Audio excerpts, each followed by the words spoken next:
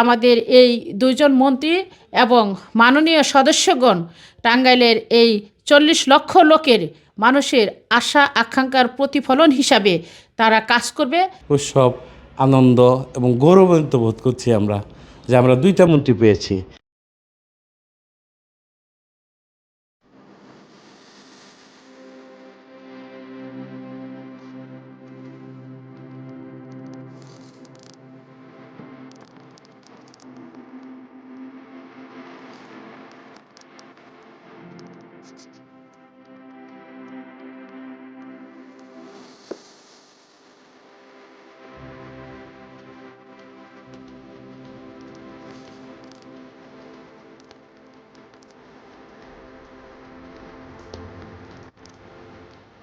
Walton microwave ওভেনের খাবার গরম রাখে দীর্ঘ সময় ধরে।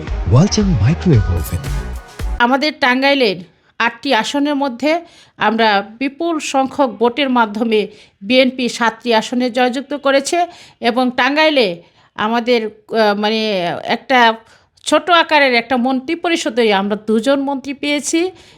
একজন হচ্ছে আমাদের মধুপুর দনবাড়ির কৃতি সন্তান স্বপন ফকির ভাই, উনি, আর আমাদের টাঙ্গাইল সদর, আমি যে আসনের বাসিন্দা ১৬ নম্বর ওয়ার্ডের আমি ভোটার, এখানকার আমাদের হিরোময় এক নেতা অত্যন্ত আত্মভাজন তারেক রহমানের সুলতান সালাউদ্দিন টুকু ভাই তাকে প্রতিমন্ত্রী হিসাবে দায়িত্ব দেয়।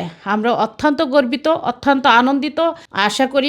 আমরা প্রত্যাশা করি আমাদের এই দুইজন মন্ত্রী এবং মাননীয় সদস্যগণ টাঙ্গাইলের এই ৪০ লক্ষ লোকের মানুষের আশা আকাঙ্ক্ষার প্রতিফলন হিসাবে তারা কাজ করবে। তারা এই সমাজ থেকে চাঁদাবাজ, তারা এই সমাজ থেকে টেন্ডারবাদ এবং সন্ত্রাসমুক্ত একটা টাঙ্গাইল উপহার দিবে এবং মানুষ যেন মনে করে যে বিএনপি সহনশীল রাজনীতি করে। তারেক রহমান ঠিক জিয়া রহমানের মতো যে প্রতিশ্রুতি নিয়ে এই বাংলাদেশের মানুষের মনে একটা স্বস্তির নিঃশ্বাস ফেলার মতো পরিবেশ সৃষ্টি করে দিয়েছে। আল্লাহ রাব্বুল আলামিন যেন বিএনপি থেকে প্রত্যেকটা মানুষ সেবা পায়, বাংলাদেশ যেন সন্ত্রাসমুক্ত হয়, বাংলাদেশ যেন চাঁদাবাজ মুক্ত হয়, বাংলাদেশে মানুষ যেন সুখে শান্তিতে এই সরকারের কাছ থেকে সেবা পায়, সেই প্রত্যাশা এই দুজন মন্ত্রী এবং টাঙ্গাইলের সংসদ সদস্যের প্রতি আমার আকুল আহ্বান। আমাদের দেশের নতুন প্রধানমন্ত্রী, আমাদের বিএনপির চেয়ারপারসন দেশনায়ক তারেক রহমানকে আমরা টাঙ্গাইলবাসীর পক্ষ থেকে ধন্যবাদ জানাতে চাই। উনি আমাদের সদর ৫, মধুপুর ১ থেকে ২জন মন্ত্রী উনি আমাদেরকে দিয়েছেন এবং দীর্ঘ অনেক দিন পর টাঙ্গাইল সদরে আমরা মন্ত্রী পেয়েছি।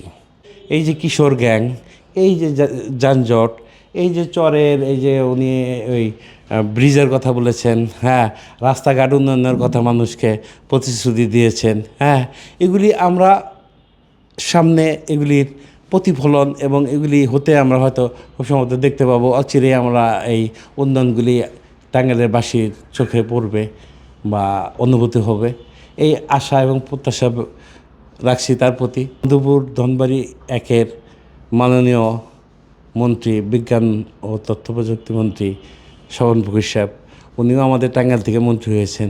এটাও টাঙ্গাইলবাসীর কাছে একটা বিরাট উৎসব, আনন্দ এবং গৌরবান্বিত বোধ করছি আমরা যে আমরা 2টা মন্ত্রী পেয়েছি এবং এই জন্য সার্বিক টাঙ্গাইলে, সার্বিক শুধু সদর না, সার্বিক টাঙ্গাইলের একটা উন্নতি আমরা আশা এবং প্রত্যাশা করতেছি এবং সেটা হয়তো অচিরেই আমরা দেখতে পারবো তার প্রতিফলন।